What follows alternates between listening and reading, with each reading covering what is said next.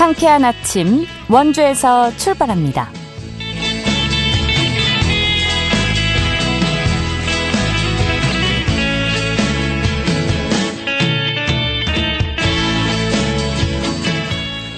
여러분 안녕하십니까? 12월 10일 수요일 KBS 원주방송국에서 보내드리는 상쾌한 아침 원주에서 출발합니다. 저는 진행의 이은주입니다. 오늘은 하늘에 구름만 많은 가운데 일교차가 크겠습니다. 아침 최저기온 영하 3도 안팎으로 출발해 한낮에는 9도까지 오르겠는데요. 내일은 오늘보다 기온 더 오르겠습니다.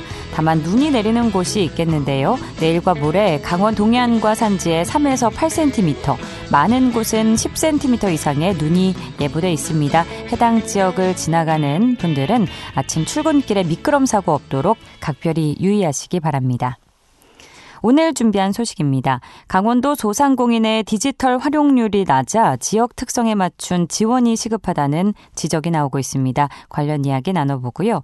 강원혁신도시 발전지원센터가 지역 청년들의 공공기관 취업을 돕는 네트워킹 데이를 개최합니다. 리포터 코너에서 전해드립니다. 끝으로 강원 영서 남부권 소식 차례로 만나보는 통신원 코너. 오늘은 횡성군 통신원과 연결해 보도록 하죠. 12월 10일 수요일 상쾌한 아침 원주에서 출발합니다.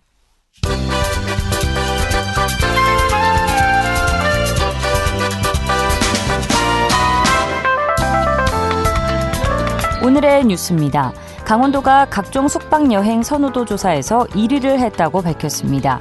여행조사 기관인 컨슈머 인사이트의 10월 국내외 여행 동향 보고를 보면 강원도의 숙박여행지 점유율은 21%로 전국 1위였습니다. 또 문화체육관광부의 2024 국민여행조사에서는 강원도 내 숙박여행이 2천만 번으로 집계돼 7년 연속 전국 1위를 차지했습니다.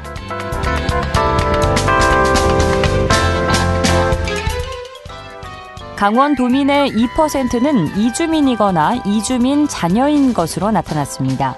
국가데이터처가 발표한 2024년 이주 배경 인구 통계 결과를 보면 강원도의 이주 배경 인구는 54,647명으로 조사됐습니다. 이 가운데 외국인은 3만 6천여 명, 귀화나 이민자 등 내국인은 18,000여 명인데요. 이는 강원도민 전체 인구의 2%입니다. 이주 배경 인구는 본인이나 부모 어느 한쪽이 외국인이거나 귀화 이민자 등의 이주 배경이 있는 내국인을 의미합니다.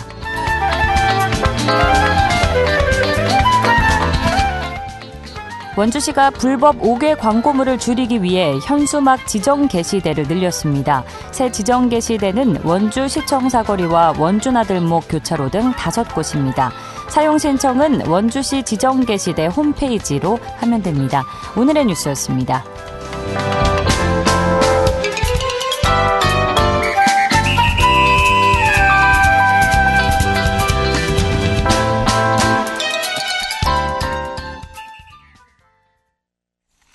상쾌한 아침 원주에서 출발합니다. 함께하고 계십니다. 경기 침체가 이어지는 요즘 온라인 중심으로 소비 환경이 급변하면서 디지털에 익숙하지 않은 소상공인들의 경우에는 더 큰 어려움을 겪고 있는데요. 앞으로 어떤 지원이 필요할지 이야기 나눠보겠습니다. 강원연구원의 배경미 연구위원과 전화 연결돼 있는데요. 위원님 안녕하십니까? 안녕하세요. 네, 요즘 경기 자체도 녹록지 않은데 온라인 소비가 보편화되면서 디지털 환경에 익숙하지 않은 소상공인들이 특히 어려움을 겪고 있다고 들었습니다. 이런 변화의 흐름을 어떻게 보고 계신지 먼저 들어볼까요?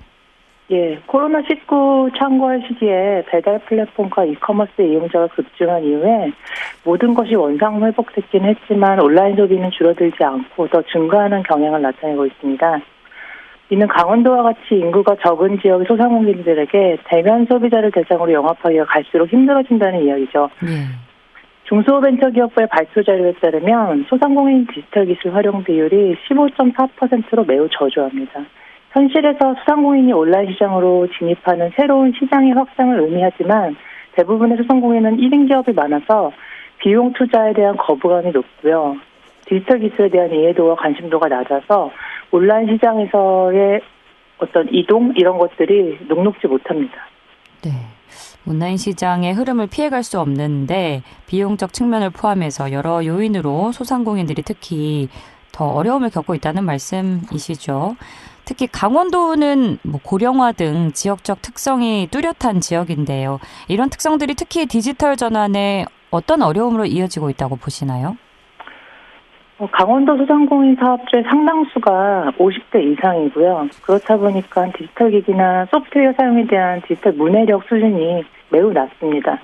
특히 강원도는 영세한 소상공인이 대부분이기 때문에 그리고 1인 사업장이 거의 대다수이기 때문에 디지털 전환을 전담할 전문 인력이 거의 없고요. 그리고 학습에 투자할 시간적 여유도 없습니다. 무엇보다도 근근히 먹고 사는 소상공인이 대다수다 보니까 영업이익이 낮고 부채율이 높아서 신기술을 도입하기 위한 자금조차도 매우 부족합니다. 그래서 디지털 전환 이러면은 굉장히 부담을 느끼죠. 그래서 지방정부가 먼저 소상공인에게 디지털화를 촉진하는 어떤 정책으로 변화하는 환경에 이런 대응할 시점이 아닌가 생각하고 있습니다. 네, 강원도 소상공인 비율을 살펴보면 50대 이상이 차지하는 비율이 높고 1인 사업장 위주가 많기 때문에 역시나 한계가 있다라고 이해를 하면 될 것 같은데 중앙정부에서도 AI 바우처 사업이나 스마트 상점 구축, 또 온라인 판로 지원 등 다양한 디지털 정책을 내놓고 있는데요. 이런 사업들이 실제 소상공인 현장에서는 어느 정도 도움이 되고 있다고 보십니까? 정부에서 주요하게 지원하는 게요. 온라인 쇼핑 플랫폼 입점 지원, 그리고 배달앱 수수료 지원, 그리고 소상공인 365라는 포털을 만들어서 맞춤형으로 경영을 진단하고 스마트 상점을 구축하고 이런 등등의 22가지의 서비스를 제공하고 있습니다. 예. 이 사업들이 사실상 소상공인들이 디지털 전환을 인식하거나 인식도를 개선하거나 어떤 참여를 유도하는 데는 장벽을 완화해주는 효과를 나타내고 있고 또 온라인으로 시장을 확대하는 어떤 그런 분위기를 만들고 있기 때문에 긍정적인 효과를 나타내고 있지만 사실상 정책 사업의 규모가 작고 또 공급자 중심으로 이 정책이 운영되다 보니까 소상공인의 디지털 기술 도입 수준을 높이는 데는 아직 기여도가 크지는 않다라고 볼 수 있습니다. 말씀하신 것처럼 지원 정책들이야 여러 가지 나오고 있지만 강원도 소상공인의 디지털 전환율은 상당히 낮다는 이야기가 들려오는데 전국적으로 비교를 해봤을 때 실제로 어떻다고 상황이 어느 정도 심각하다고 보시나요? 전국의 디지털화 전환율은 앞서 말씀드린 것처럼 15.4%인데요. 예. 강원도 같은 경우에는 춘천, 원주, 강릉, 속초를 제외한 14개 도시에서의 전환율은 10% 안팎 정도밖에 안 될 거라고 추측이 되고 있습니다. 이 이유는 강원도 및 앞서 말씀드린 것처럼 14개 도시의 상인들이 고령화가 높고요. 그렇다 보니까 디지털 기술에 대한 이해도도 매우 낮습니다. 관심도 별로 없고요. 그래서 강원도 내 소상공인들은 어떤 디지털 장비나 솔루션을 도입하는데 비용도 크게 느끼고 또 신기술 도입 내가 할 수 있을까? 이런 생각을 하기 때문에 투자 자체를 언감천칭으로 받아들이는 업체들이 대부분입니다. 최근에 제가 60대가 운영하는 1인 점포를 방문했는데 배달앱을 이용을 신청을 했었나 봐요. 근데 배달콜이 들어오니까 방법을 모르겠다고 바빠 죽겠는데 이게 뭐냐 그러면서 콜을 거절하는 거를 제가 직접 봤었거든요. 그래서 이 정도로 생각하시면 되겠습니다. 관심도 자체도 어려움이 있다 보니까 부족해질 수밖에 없겠고요. 또 고령화 문제 피해갈 수 없는 부분인 것 같은데 이런 부분이 대표적인 원인이겠지만 그래도 우리가 이 시대 흐름을 피해갈 수는 없지 않습니까? 고령화도 피해갈 수 없고요. 그렇다고 온라인 소비로 보편화되는 이 흐름을 맞닥뜨려야 하는 상황인 만큼 전환 속도가 더딘 원인을 좀 더 구체적으로 살펴보아야 해결책 또한 살펴볼 수 있을 것 같습니다. 어떻게 보시나요? 원인을 더디게 갈 수밖에 없는 원인을. 우선은 소상공인들이 디지털 기술이 내 매출의 향상에 직접적으로 영향을 주나 이런 거에 대해서 의문을 가지고 있고요. 그리고 두 번째로는 내가 어떻게 적용을 해서 이거를 사용을 하지? 이거에 대해서 이해도가 낮고요. 그리고 대다수가 생활 밀착형 업종이다 보니까 대면 서비스 비중이 높아서 디지털화해서 매출액이 크게 증대할 것이라는 어떤 확신 이런 것도 매우 부족합니다. 그래서 당장의 매출을 상승하는 걸 기대하기 때문에 단기적인 효과가 빨리 나타나지 않으면 아예 도입을 안 하려고 하는 경향이 높습니다. 앞서 예로 들어주신 게 대표적인 사례가 되겠네요. 당장 매출에 그렇게 큰 영향을 끼칠 것 같지도 않은데 어려운데 그냥 피하자 이런 마음으로 이해를 하면 될 것 같습니다.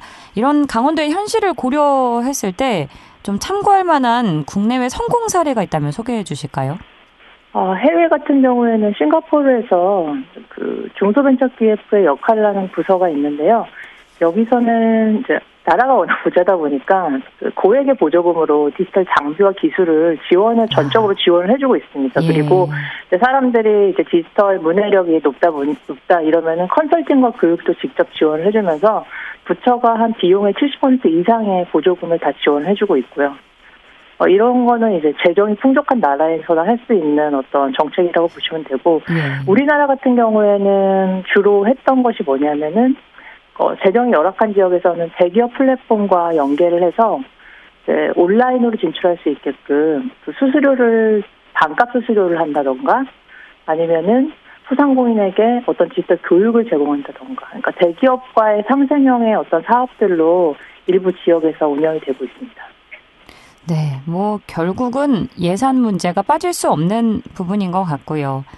돈 문제 그리고 교육 문제가 중점적으로 이루어져야 되지 않나 싶은데 강원도가 앞으로 소상공인의 디지털 전환을 위한 정책을 마련할 때 좀 실질적으로 현실적으로 그럼 어떤 지원 방식이 필요하다고 보시는지 보완해야 할 점과 함께 말씀해 주시죠. 네, 지금의 강원도는 사실상 소상공인을 지원하는 재정이 굉장히 열악한데요. 그렇다면 지금의 상황에서 지원할 수 있는 게 무엇일까 고민을 해봤는데, 그거는 직접 찾아가는 어떤 현장 코칭 서비스와 인력 지원 서비스가 아닐까라는 생각을 해봤습니다. 그래서 제가 생각하기에는 IT 전문가를 디지털 헬퍼로 양성을 하고 젊은이들 요즘 일자리 없잖아요. 이런 사람들을 디지털 헬퍼로 양성하고 소상공인에게 1대1로 매칭해서 파견해주는 디지털 헬퍼 파견 제도를 한번 도입을 하면 어떨까 이렇게 고민을 해봤고요. 두 번째로는 이제 연령대가 높으니까 시니어 디지털 교육 캠프를 먼저 운영을 해서 좀 디지털 문해력을 높이는 쪽으로 좀 그 시장을 바꿔보는 건 어떨까 이렇게 생각을 해봤습니다. 그리고 지금 재정 자체가 워낙 부족하니까 아무래도 저비용이면서 고효율의 기술을 집중적으로 지원하는 제도가 강원도 현실에 맞지 않을까 싶습니다. 그래서 우선적으로 간편 결제나 예약 시스템을 보급하는 데 최우선의 과제로 두고 이런 정책들을 도입하는 게 좋지 않을까 이렇게 보고 있습니다. 예, 말씀해 주신 인력 구조대로 간다면 젊은 층은 일자리를 구해서 좋고 고령층은 또 시대 흐름을 따라가면서 매출을 올릴 수 있어서 서로 상생하는 방법으로 갈 수 있지 않나 싶습니다. 말씀해 주신 부분이 좀 현실화되면 좋겠고요. 앞서 정부 지원 정책 언급해 주신 부분 중에 소상공인 365 포털에 대해서 여기서 어떤 부분을 좀 도움을 받을 수 있는지 간략히 좀 더 설명을 해 주신다면요. 365 포털은 기본적으로 상인들이 가서 자신의 점포에 그 상권을 분석을 할 수가 있습니다. 네, 첫 번째로는 그렇고요. 두 번째로는 중소벤처기업부에서 하는 모든 소상공인 지원 사업을 거기서 다 검토를 할 수가 있어요. 그래서 내가 무엇을 지원받을 수 있을까 이거를 검토를 다 할 수가 있고요. 그리고 기타 수상강인에 해당되는 대기업 상생 사업 이런 것들 해서 22종의 서비스를 여기서 다 제공을 하고 있거든요. 그러니까 대다수의 소상공인 정책을 이 사이트를 통해서 지원받거나 신청할 수 있다라고 보시면 돼요. 지원 이게 무료로 운영되는 것도 많이 있나요? 무료죠. 다 무료로. 네, 포털은 무료고요. 네. 예를 들면 지원을 사업을 받게 됐을 때 그런 것도 있죠. 정부에서 70, 소상공인이 30, 이런 식으로 해가지고 아니면 50대 50 이런 식으로 해서 지원 사업이 진행이 되고 있습니다.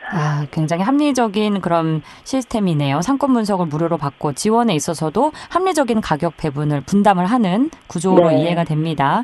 소상공인 365 포털 모르시는 분들이 계실까 싶어서 한 번 더 짚어봤습니다.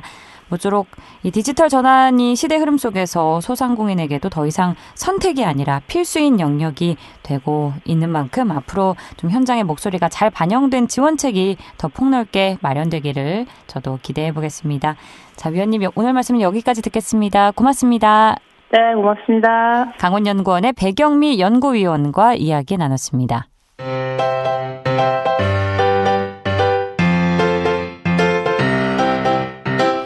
KBS 원주방송국이 유튜브 다시 듣기 서비스를 실시합니다. 매일 아침 강원 영서남부권의 뉴스와 정보를 전해드리는 상쾌한 아침 원주에서 출발합니다는 KBS 원주라디오 유튜브 채널을 통해 다시 들을 수 있습니다.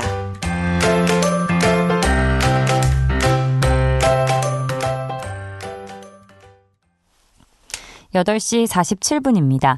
원주에서 공공기관 취업을 준비하는 지역 청소년들에게 실질적인 도움을 주기 위한 공공기관 취업 네트워킹 데이가 오는 15일에 열리는데요. 참가자를 모집 중이라고 합니다. 자세한 내용 리포터 현장에서 전해드리죠. 추인혜 리포터 함께합니다. 어서 오세요. 네, 안녕하세요. 네, 이번 행사 올해 두 번째로 열리는 공공기관 취업 네트워크 행사라고 들었는데 1차 때도 반응이 굉장히 좋았다고요? 네, 원주 혁신도시에는 12개 공공기관이 모여 있는데요. 이곳을 중심으로 지역 청년들의 공공기관 취업을 지원하기 위해서 네트워킹 대회 행사가 지난 8월에 이어서 오는 15일에 2차로 열립니다.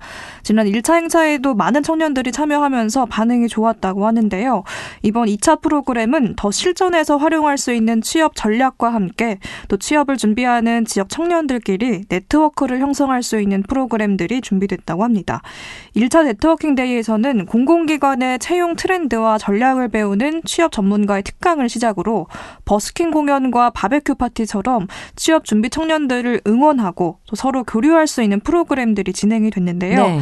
이 참가자들은 혼자가 아니라 또 다른 취업 준비생들과 함께 준비해서 좋았다는 소감을 남기기도 했습니다. 이 청년들이 유익한 정보를 주고받을 수 있는 네트워크의 출발점으로서 이번 2차 행사도 단순한 정보 제공을 넘어서 함께 배우고 또 소통하고 성장하는 과정을 중심으로 프로그램을 기획했다고 하는데요. 강원 혁신도시발전지원센터 정지훈 공공기관 협력팀장 이야기 들어봤습니다. 그 과정에서 참가자들은 서로 이제 소통하면서 공감대를 형성해가는 모습을 좀 보였고, 혼자가 아니라 함께 준비해서 좋다, 친구가 생겨서 좋다라고 이제 심리적인 위안을 얻어갔다고 이야기하기도 하였습니다. 지역 청년들이 지속적으로 연결되고 교류할 수 있는 커뮤니티를 형성하는데 중요한 출발점이 될 수 있다고 보고 있습니다. 이에 센터에서는 이러한 만남이 일회성으로 끝나지 않고 지속될 수 있도록 네이버 카페 강원인재 발굴단을 중심으로 청년들이 계속 소통하고 정보를 나눌 수 있는 기반을 만들어 가고 있습니다. 참고로 센터에서는 지역인재 취업 지원을 위해 네이버 카페 강원인재 발굴단을 운영하고 있습니다. 그렇다면 오는 15일에 열리는 2차 네트워킹 데이에서는 구체적으로 어떤 프로그램들이 운영되나요? 네, 이번 2차 행사는 실제 취업 준비에서 도움이 될 수 있는 취업 전략들을 배울 수 있는데요. 자기소개서 작성법부터 면접 질문 대응법, 그리고 요즘 채용 자기소개서 작성에 필수적인 일명 스타 기법을 활용하는 방법까지 취업에 필요한 준비에 대한 내용을 전문가 특강에서 확인할 수 있고요. 또 네트워킹 빙고, 나를 찾는 시간 같은 아이스 브레이킹 프로그램도 시작 마련이 돼서 참여자들끼리 친밀감도 높일 예정이라고 합니다. 또 이 프로그램의 마지막에는 칩보 키링 만들기 시간이 준비되어 있는데요. 네. 참가자들이 직접 또 키링을 제작해보면서 취업 스트레스를 해소하는 시간까지 준비가 돼 있습니다.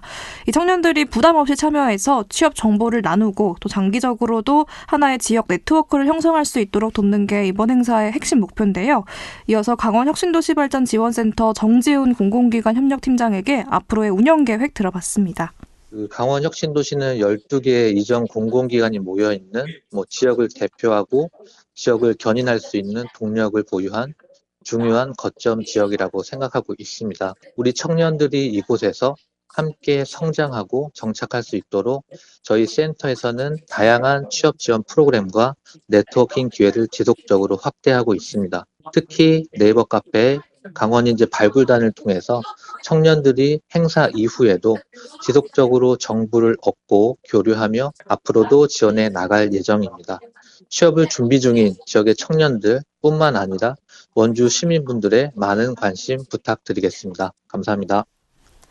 특히 지역의 공공기관 취업에 관심 있는 청년들에게 정말 유익한 시간이 될 것 같은데 신청은 어떻게 할 수 있나요? 네, 우선 예정된 공식 접수는 오늘까지인데요. 더 많은 청년들에게 참여 기회를 주기 위해서 금요일 12일까지 접수를 계속 받을 예정이라고 합니다.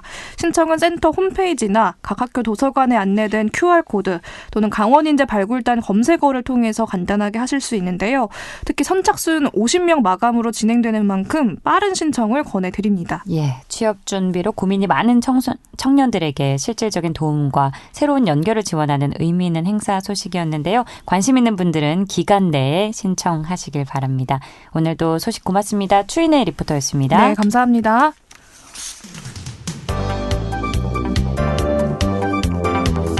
생생한 현장, 유익한 생활 정보를 전해드리겠습니다. KBS 원주라디오 상쾌한 아침 원주에서 출발합니다를 함께하고 있습니다. 8시 52분 지나고 있습니다. 각 지역 소식 들어보는 통신원 코너입니다. 오늘은 횡성군 소식 들어보죠. 김지은 횡성통신원 연결돼 있습니다. 안녕하십니까? 네, 안녕하세요. 네, 오늘의 첫 소식 살펴보죠. 횡성군이 기후에너지환경부가 선정한 우수기관으로 선정됐다고요? 네, 횡성군 경제정책과가 2025년 연말을 맞아 지역 경제 발전에 대한 기여를 인정받아 공공폐수 처리시설 운영관리 우수기관으로 선정되었다고 밝혔습니다. 기후에너지환경부가 전국 108개 지자체에서 운영 중인 산업단지 내 공공폐수 처리시설을 대상으로 심사를 진행한 건데요. 그룹별 시설 운영의 안정성, 방류수 수질 관리 수준, 시설 유지 관리 적정성, 에너지 효율 및 예산 집행 관리, 안전 관리 체계 등 종합적인 운영 역량을 평가한 결과 횡성군이 2만 톤에서 8만 톤 규모 부분 평가에서 3위를 달성해 우수기관으로 선정되었습니다. 예. 설명해 주시는 걸 들어보면 다양한 심사 항목이 있는 것 같은데 특히 어떤 부분이 높은 평가를 받았나요? 네, 지역 내 성공적인 기업 유치와 국민 고용 창출과 지역산업 경쟁력 강화를 추진한 것이 특히 높게 평가됐는데요. 네. 신규 투자 협약 4건을 비롯해서 적극적인 투자 유치 활동과 기업 지원 정책을 펼쳐 강원도 내 투자 유치 부분 우수시군으로 선정되었습니다. 특히 고도 처리 설비인 분리막 공법을 도입하여 방류수 수질 기준을 법정 기준보다 크게 상향한 점과 공공폐수 처리 시설의 운영 효율성, 환경적 성과를 크게 향상시킨 점이 좋은 평가를 받은 것으로 보입니다. 네, 앞으로의 횡성군의 활약이 더 기대가 되는 기쁜 선정 소식이었고요. 자, 또 연말연시를 맞아서 횡성군에서도 경관 조명 운영이 시작됐다고요? 네, 그렇습니다. 횡성군이 연말을 맞아 일상에 지친 국민들에게 따뜻한 위로와 응원을 전하기 위해 횡성 오거리 회전 교차로를 중심으로 경관 조명을 설치했습니다. 지난 11월 30일 크리스마스 트리 점등식을 개최하며 본격적인 연말연시 경관 조명 운영의 시작을 알렸는데요. 운영 기간은 2026년 3월 초까지입니다. 더불어 2026년 1월에는 신년나무로 교체 설치해 새해 분위기를 더할 예정입니다. 또한 7개 구역의 크리스마스 테마 조명과 12지 조명을 배치하여 동서양의 조화를 이루는 이색적인 야광 풍경을 연출하고 있는데요. 가로등에는 눈꽃 조명, 가로수에는 보석 장식 조명을 더해 예년보다 더욱 풍성한 볼거리를 제공하고 있습니다. 예, 반짝반짝 아름다운 조명이 일상에 지친 많은 분들에게 선물 같은 경관을 선사하기를 바랍니다. 자, 또 횡성군 청년센터가 연말 프로그램 수강생을 모집한다는 소식도 있네요. 네, 횡성군 청년센터가 오늘까지 12월 프로그램 수강생을 모집한다고 합니다. 이번 프로그램은 지역 청년들이 일상에서 새로운 경험을 쌓고 문화활동에 참여할 수 있도록 마련되었는데요. 교육 프로그램은 크리스마스 방향제 만들기, 케이크 만들기 등 청년들이 즐겁게 참여할 수 있는 내용으로 구성됐습니다. 교육은 12월 17일 오후 6시 30분과 22일 오전 10시와 오후 6시 30분 총 3회에 걸쳐 운영되고요. 장소는 횡성군 청년센터입니다. 모집 인원은 각 프로그램 16명 내외인데요. 횡성군에 거주 및 직장을 다니는 18세부터 45세의 청년은 누구나 신청이 가능하고 자세한 사항은 횡성군 홈페이지를 통해 확인할 수 있습니다. 예, 횡성군 청년센터가 청년들의 따뜻하게 머물며 즐길 수 있는 생활 거점이 되기를 바라겠고요. 자, 끝으로 문화 관련 소식 전해주신다고요? 네, 오는 12월 18일 저녁 7시 횡성문화예술회관 대공연장에서 송년음악회 아름다운 하모니가 펼쳐진다고 합니다. 전 연령에 관람 가능하고 어린이는 보호자 동반이 필수입니다. 노라조 파페라 그룹 주댐노를 비롯해서 지난 10월에 있었던 횡성군민 노래자랑 1등 수상자 최원우 씨가 출연하고요. 횡성 청소년 교향악단의 연주로 진행됩니다. 이번 공연은 전석 무료고 티켓은 당일 오후 4시부터 선착순으로 진행된다고 합니다. 한 사람당 2매까지 현장에서 받을 수 있고 대중음악부터 클래식까지 아우르는 이번 공연에 벌써부터 횡성군민들의 기대가 높은데요. 깊어가는 겨울 음악으로 채워보시면 좋겠습니다. 네, 품격 있는 무료 공연 소식까지 알차게 잘 들었습니다. 고맙습니다. 네, 감사합니다. 김지은 횡성군 SNS 서포터와 함께 횡성 소식 들어봤습니다. 12월 10일 수요일에 전해드린 상쾌한 아침 원주에서 출발합니다. 오늘 순서는 여기까지입니다. 지금까지 기술 조원재, 구성 황진영, 진행의 이은주였습니다. 여러분 좋은 하루 보내세요.